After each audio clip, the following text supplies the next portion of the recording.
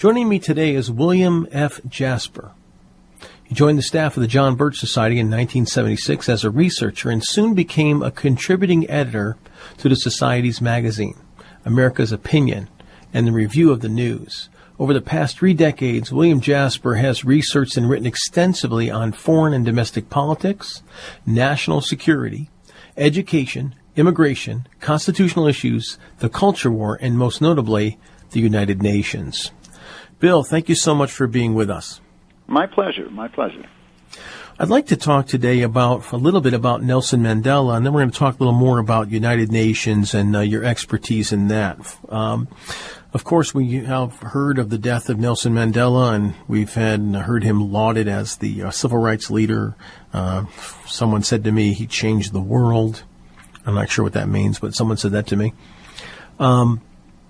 And of course, the world leaders gathered for the memorial service of his life, and he was lauded as really some sort of a hero in everything that he's ever done.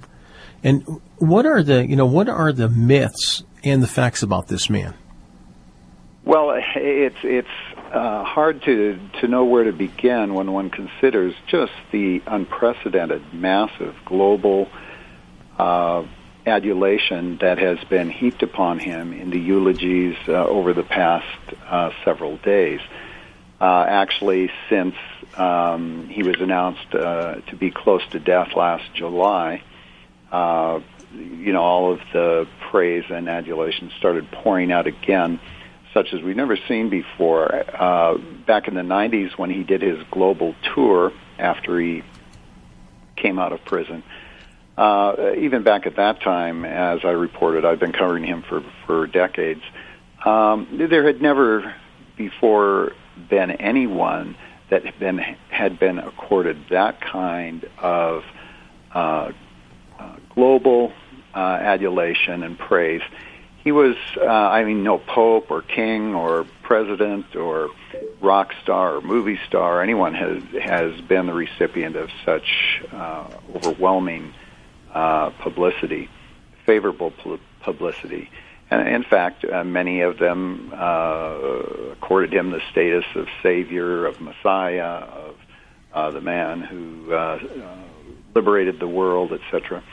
So it's very difficult in a short time to go into how this all came about. But what was reported this last Sunday, and has been ignored by most of the press, although we did a story on it in the New American online, is that the South African Communist Party came out and admitted and praised Nelson Mandela as one of their, not only a longtime member, but he had been, as they said, a secret leader of the Communist Party of South Africa for many years, and a founder of the Umkhonto we Sizwe, which is their terrorist arm. Now, this is all very important for a number of reasons, and it figures in very largely into these huge myths that have been made about him, because the South African Communist Party was not an autonomous indigenous organization. It was a disciplined member of the Communist International, guided and directed and dictated by Moscow, by the Kremlin. They were subservient to their Moscow masters, and the head of the Communist Party was Joe Slovo, who was a KGB colonel. So he wasn't just a communist; he was an actual member of the KGB, the terror goons, the secret police of the Soviet Union.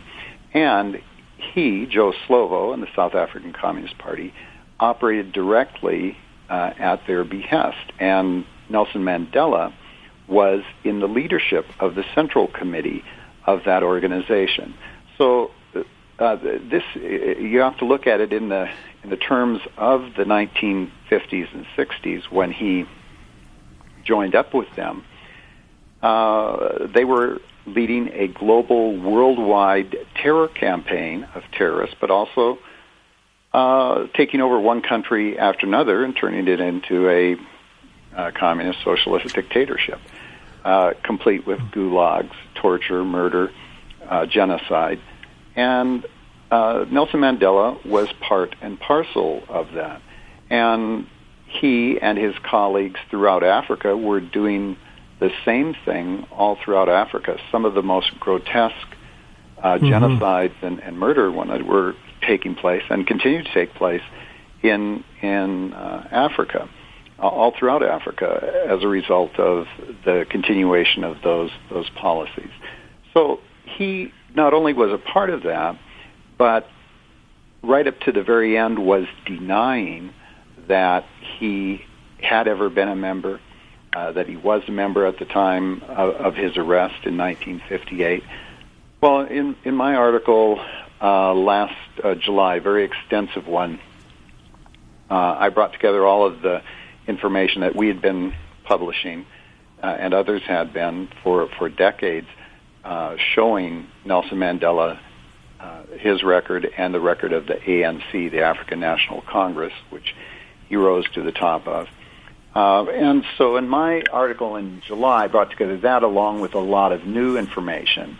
And our article was Saint Mandela, Not So Fast. In there I go into it in extensive detail showing not only the documents that came out in court trials, in his own handwriting on how to be a good communist, and all of his notes in his communist training programs, and as well as the weapons and bombs, etc., that he was stockpiling and using, and that the acts that he took place in.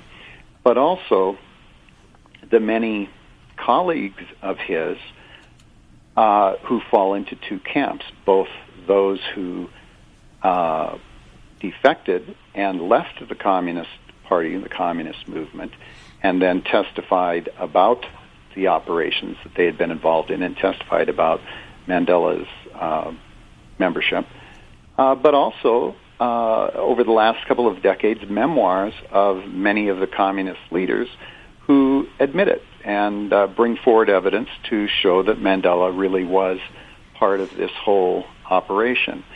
So the evidence was really quite incontrovertible, and yet we had all of the media throughout the world uniformly claiming that no, this is all just fabrications of racists and conspiracy theorists and whatnot. Nelson Mandela is not now or never was a member of the Communist Party. He was for liberation of the people of South Africa. Well, so then let me ask you a question. So is it that everybody is completely ignorant of this in the mainstream media, or there's a political agenda? And do world leaders that supposedly come from free nations, do they not know this? Well, I can't vouch for the knowledge of each and every world leader, politician, or news editor, etc. What I can tell you is that we have been publishing this material for decades. Others have as well, and have presented it directly to many of these media representatives, reporters, editors, commentators. And it appears they do have a definite agenda to suppress the truth and to distort the truth and to pass on falsehood. So what? How does that tie in though? You look at a figure like Barack Obama, who was lauded all around the world, gets the Nobel Peace Prize before he does anything. People are falling on their faces, crying like he's some kind of messiah. Then you get this Mandela guy, who people look at as this world. What is going on globally? I guess is the question. My point in asking the question about world leaders in the news media is what is really going on here? What are they going to use this for? Is the question? Do you think? Well, it's very important. That's a very important question because why is it that now? First of all, one has to ask why Nelson Mandela? Why should he be? Even if what they said about him were true, if his hagiographers and supporters, if it was true that he went to prison, he wasn't a member of the Communist Party, he strived to win freedom for his people.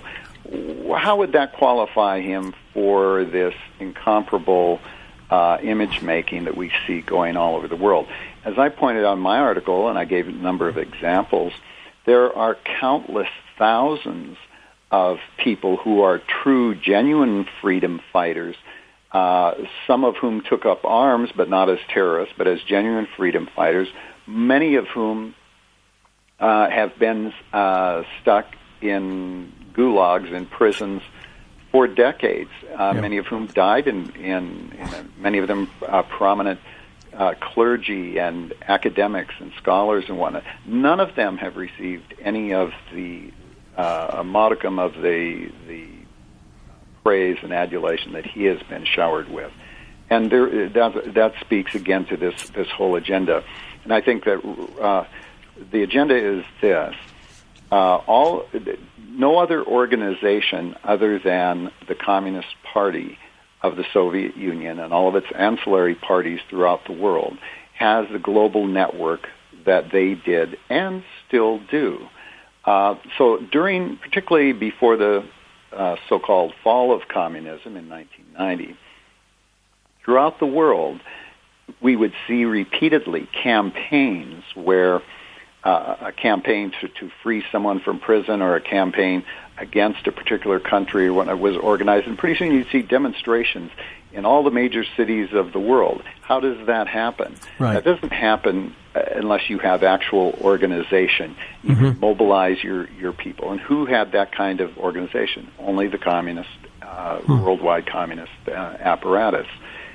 However, they had more than that, because we see here in the United States, as well as many of these other countries, that the communist parties by themselves were not strong enough to do this. They had to have the willing and ready complicity of operatives in government who weren't necessarily communists, but who were pushing their agenda.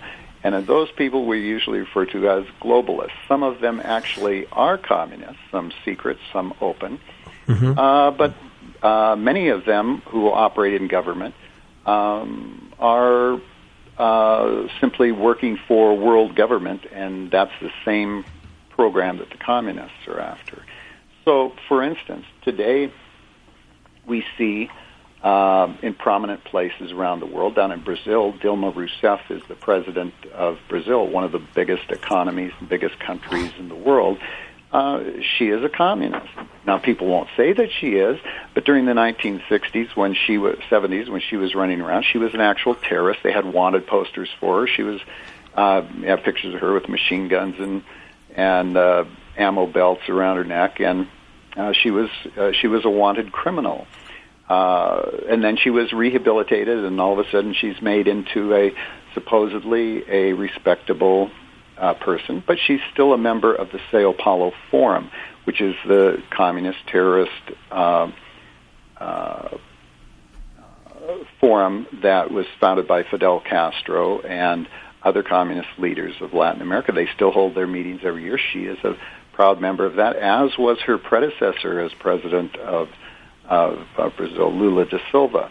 In Nicaragua, we have Daniel Ortega as the president. In Venezuela, he was a communist Sandinista terrorist leader. Right. He's still the president there now. Now he's supposedly a moderate.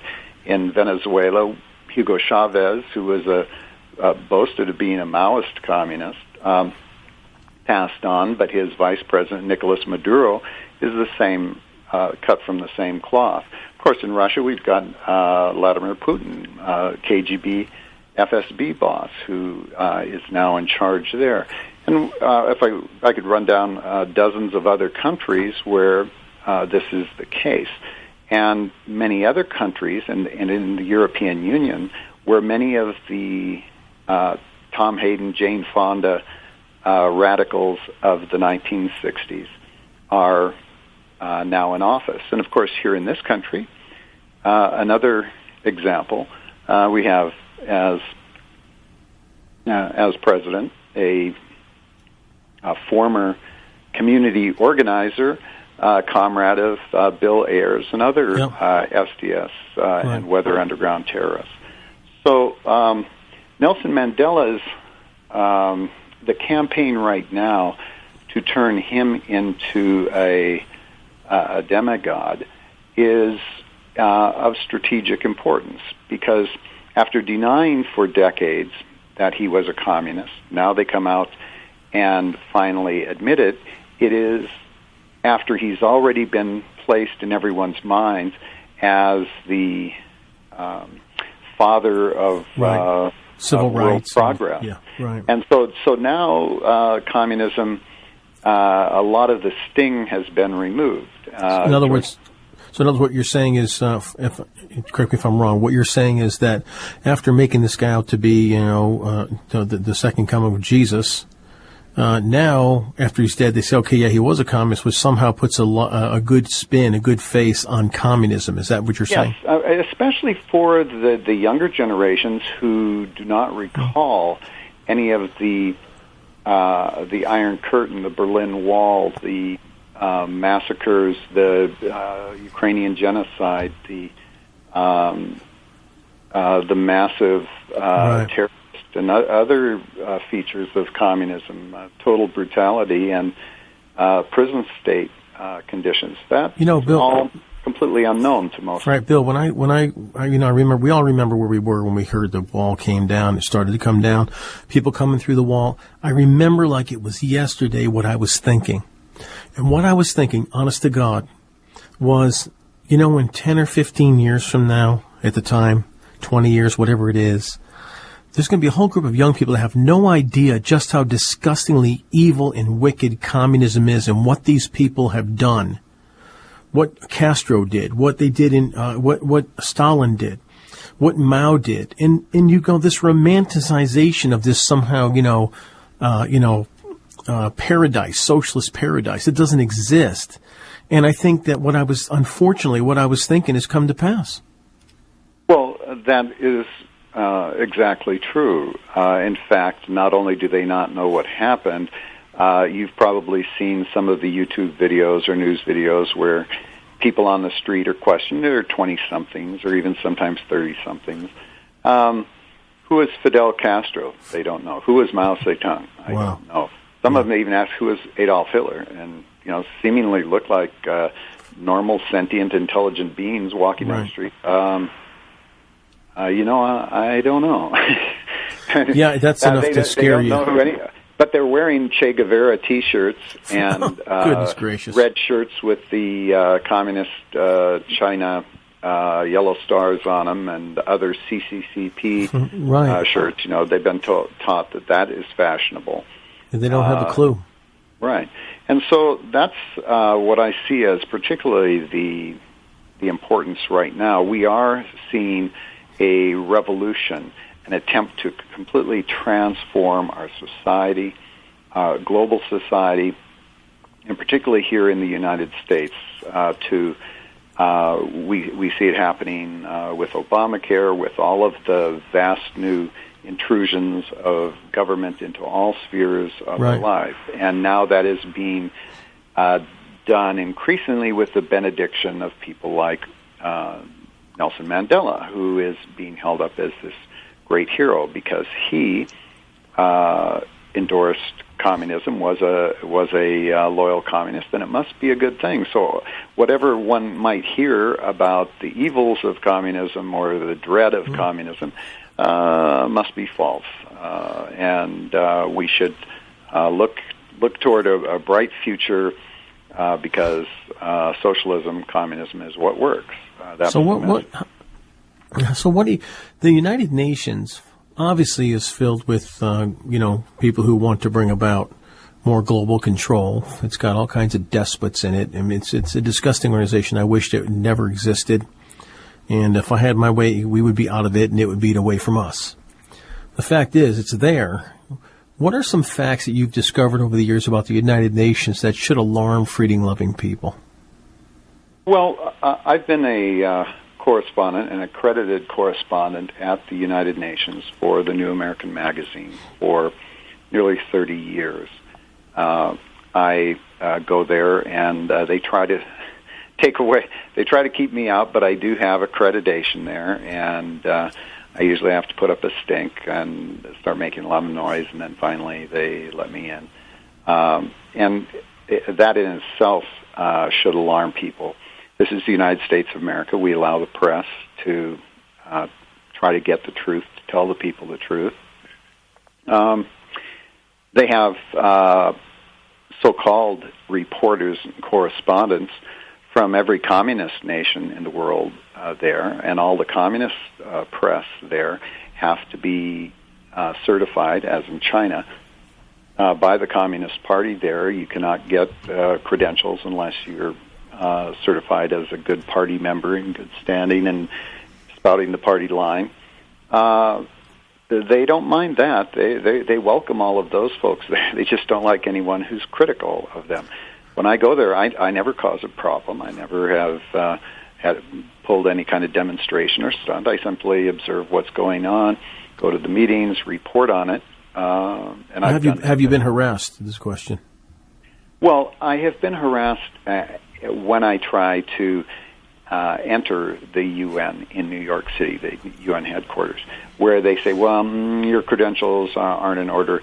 And I say, well, what do you mean? It's current, et cetera. They say, well, you don't qualify as a representative of the press. And I said, I've been a member of the National Press Club. I've been covering, I have security passes for the U.S. Federal Security Protective Services because I can go into courtrooms, and I have the LAPD police pass and other police departments. I've never caused any problems. I've been in the middle of the LA riots and other things. I never obstruct justice or interfere with anything.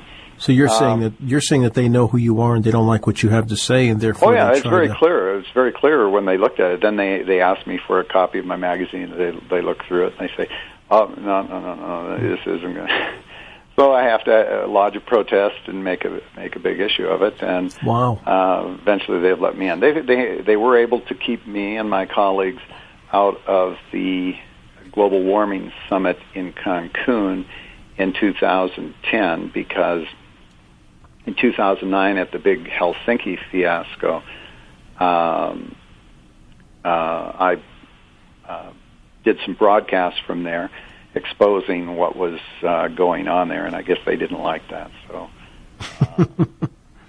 no, the power does not like to be reported on, and this is why I'm so frustrated, and so many Americans are frustrated.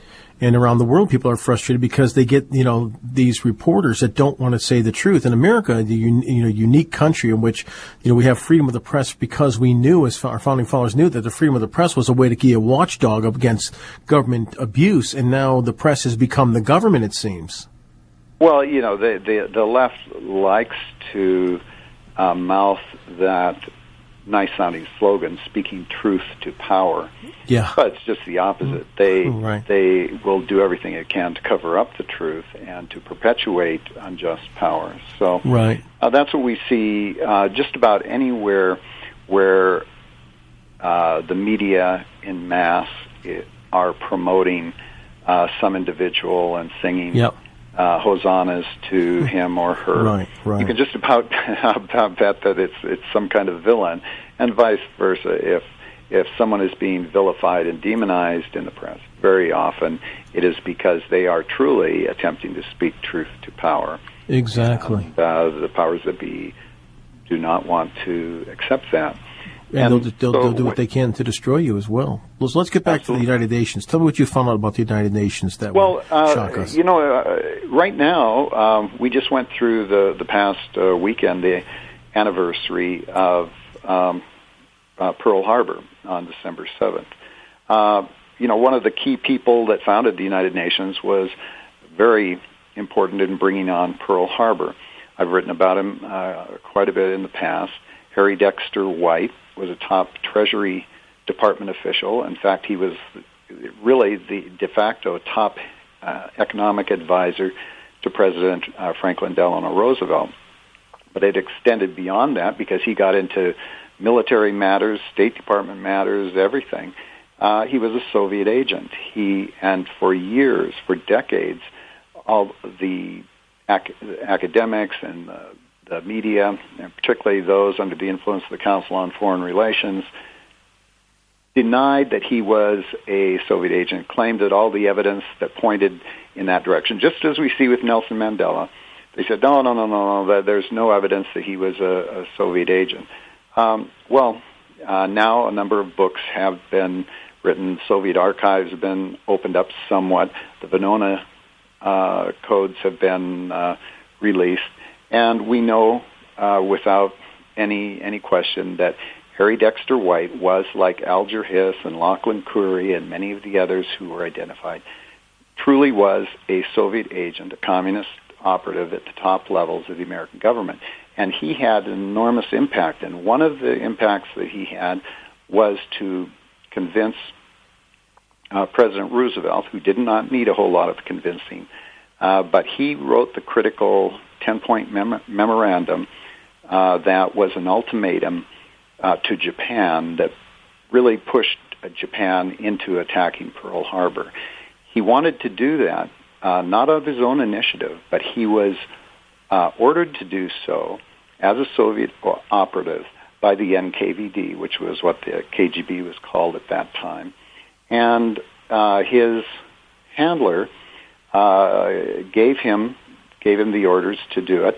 And the reason was this: if Japan could be pushed into attacking the United States, then they wouldn't have the resources to attack the Soviet Union.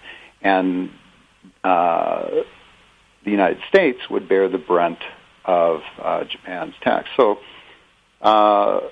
Harry Dexter White, operating in our White House and in the Treasury Department, succeeded in getting that pushed through so that American soldiers and sailors would die to advance the cause of his beloved Soviet Union. Now, that's important as it relates to the United Nations, because that was 1941. There were many other things that he did, but at the end of World War II,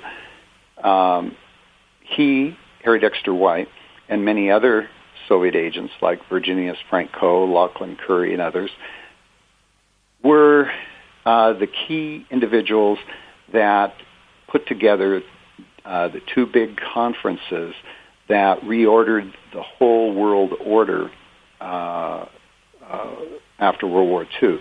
That was the Bretton Woods Conference in Bretton Woods, New Hampshire in 1944, which saw the construction of the designs created by Harry Dexter White for the International Monetary Fund and the World Bank for the economic restructuring of the world. Yeah. Remember, he's a Soviet agent. He's the one who designed the IMF and World Bank, which are still with us. Yeah. And then a few months later, he went on to San Francisco, where he was one of the key operatives in setting up the United Nations. And of course, the United Nations, the key man there, the actual secretary of that whole conference, was none other than the notorious Soviet agent Alger Hiss. And Hiss appointed not only White, but a couple dozen other Soviet agents who were in our government to the top positions as delegates at the conference. So from the very beginning, if you look at the paternity of the UN and of the IMF and World Bank, these are the institutions which dominate the economic, and under the UN, eventually, increasingly, the political and social reorganization of the world. And those institutions are increasingly being empowered by the globalists and the communists and the international socialists to create more and more centralized power. If you look at communism, socialism, Marxism, Leninism, fascism, all of the collectivist systems of government, the one constant feature is that they always centralize and concentrate power. Yeah, exactly. Which is the opposite of the what the American system is supposed to be, absolutely. Which is a decentralizing of power to the states and the people. Checks and balances, distribution of powers. Yep. So what we have seen since World War II particularly has been an incredible centralization at the national level, state, local, and national level, centralization and concentration of power, with the government taking over more and more aspects of our lives, more and more features of all living that normally were carried out by private groups, individuals, right. Or if government was involved in those areas, under the American system, it was state and local governments that exactly where you can keep, where you have an opportunity to keep people accountable on a local level. There's no accountability in the centralized power model, none at all. I mean, whoever gets fired for anything. So that is what we see happening right now with the initiatives that the Obama administration is pushing forward, whether it's the Small Arms Treaty, the Arms Trade Treaty, or the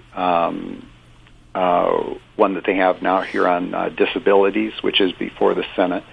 It's to create international norms, which then the globalists in our government can say, oh, well, we signed this treaty, so now we have to make our laws conform with these international laws. Right. And so it is a huge power grab to centralize power even more. And well, what you're saying, I think, is you agree with me that there's basically a new world order, globalist, Marxist agenda. Would you agree with that statement? Well, absolutely, and they've been the organized globalists. We focused a lot of attention over the decades in the New American Magazine, and before that in the American Opinion Magazine, which was its predecessor. I wrote for that as well. We focused a great deal of attention on organizations such as the Council on Foreign Relations, or CFR. That is not the only organization, but it has been the principal front through which the organized one world subversive globalists have been operating. There are many others, the Trilateral Commission, the Carnegie Endowment, the Aspen Institute, and now the Clinton Global Initiative, and many others. Right. But the granddaddy of them, and the one that kind of is the superimposing authority, is still the CFR. And they are the ones who organize the big conferences and publish the Foreign Affairs Journal and the books, and actually provide the brain trust to populate all these other different organizations that are pushing the same thing. So there's no question that there is a design behind all of this, and that brings up the C word. No, not communist. That's kind of a verboten word these days too. But the C word being conspiracy. Yes. That means that we aren't just evolving in this direction exactly as a matter of spontaneous development of societal forces or historical forces, etc. We have been moving in this direction toward increasing centralized Orwellian government because individuals working together in organizations have been pushing us in that direction for decades. Yes, and through numerous ways, not only politically, educationally, and infiltrating universities. Every major institution in America has been infiltrated, including the church in many areas. Absolutely. Infiltrated with this insanity. And so, I'm a minister of the gospel, a pastor for over 22 years, and I preach against this stuff. There are some of us that stand up against what we see as evil, but we have you have a global propaganda machine that it's almost unstoppable.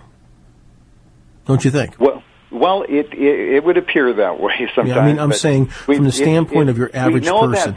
We know that. Well, yes, particularly when you see, for instance, this issue that we've been discussing today, Nelson Mandela, that they are capable of inciting global demonstrations and massive turnouts of people for various things like this, and so obviously the control of the mass media and mass thought creation is very, very important. If you have enough control over the media and enough entertainers and commentators and editorialists in your pocket, it's pretty amazing what one is able to do, particularly with a population that has already been conditioned with falsehoods, half-truths, and myths for most of their lives. Exactly. I believe Barack Obama is a communist. You may or may not agree with me. If you don't, that's up to you. But I believe the man's a communist. Everything he does has to do with centralized power. Everything he does has to do with taking away individual liberty. Everything this man does has to do with grabbing more power. I believe the man is a communist. Not only that, but I mean, even his ideology as revealed by many of his statements, many of his speeches. And then his whole background, his family background, the book that he wrote, his autobiography about his father. Jack Cashiel makes a very good analysis of that, a very credible analysis, pointing out that most likely that was actually written by William Ayers, Bill Ayers, the other underground terrorist. His whole history of working for Alinsky and then working with Ayers and terrorists in Chicago, it's quite astounding that he's been able to do this with so little comment about it in the major media. Well, the question is, how does Barack Obama, if we're going to be really honest about it, how does this man become president when you think about it? I mean, he came out of nowhere. Well, that's one of the most telling.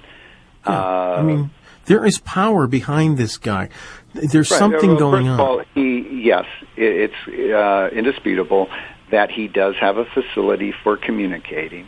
It's he can give a good speech if the teleprompter's on and everything. Right, if it's on. Okay, right. But that does not make one a president. Here he comes out of the state senate, where he was barely known in Illinois, jumps into the U.S. Senate, is not even there barely long enough to learn where the men's room is, and all of a sudden there are people automatically clamoring for him to be president without any of his background being known. In fact, in spite of great efforts to keep it concealed, we can't even view any of his school transcripts. We can't find anybody who knew him as a high school student, as a college student. There is no professor who knows anything about him and who can remember him at any of the schools where he was. It's quite a mystery, and to have him jump over the heads of everybody else, and all of a sudden be the contender for president, bespeaks very powerful moving forces in the background. And not to mention, here's a guy who goes, to Germany, and you've got the streets filled with people. You've got now. Let me make something clear. I'm not a Bush fan. I didn't support President Bush. But we must ditto here. We look at this. Very many very critical articles about him and his administration and his policies. Right. But my point is, you had demonstrations against America and against Bush all over the world because of war. Obama gets in.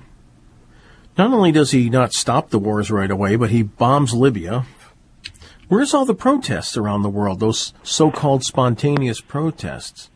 I mean, there's definitely got to be a power. I believe, I'm just going to tell you what I believe. I believe the man is a communist. I believe the man has communists behind him. The powers that be, globalists, have put this guy in office. That's what I believe based on the evidence that I look at. I'm not afraid to say that, and that's how I feel about it. If you look at just right now, this week as we're talking, President Obama has pushed through. It appears that it's going to go through in Afghanistan. A new agreement to keep America there another 10 years. Now, this was one of his big promises in his campaign, and one of the reasons why so many young people voted for him, supposedly, was because he was the peace candidate. he was going to get us out of the war, bring all the troops home. Then it keeps rolling back the date, and then pretty soon it's back to 2014. Now he's concluded a new agreement with Karzai in Afghanistan. Says we're going to keep at least probably 8,000 to 10,000 troops / advisors there for another 10 years till 2024. Where are the protests in the streets? Where are the defectors from the Democratic camp saying, "Hey, wait a minute, we're broke, we're bankrupt, we've had all these people killed over there of our own and of Afghani civilians. The Karzai regime has proven itself totally corrupt." Has siphoned off billions of the dollars that our taxpayers have sent over there. Right. And moreover, what else is new? He's allied himself with Iran and with other enemies of the United States. So what's the point of this? And again, it speaks to the effectiveness of the control of the media that this has not even risen as a major issue. Of course, and of course the global cabal is not going to now protest against him for anything because they put him there. That's my view. Well, that's my view. The consolation is that it's a consolation that we still have the ability to have shows like this that you're hosting today, that we still have access to the Internet, the ability to get independent sources of news. Right. But that consolation could disappear very rapidly. If I believe there'll be as much that the Obama administration and its willing accomplices, Republican and Democrat in Congress, are allowing to move forward. The legislation SOPA and ACTA, which were going to use the copyright infringement laws to try and shut down the Internet, were defeated in Congress. But now the administration is pushing that through in various UN treaties. The most recent one, if they push it through, would end up accomplishing the same thing.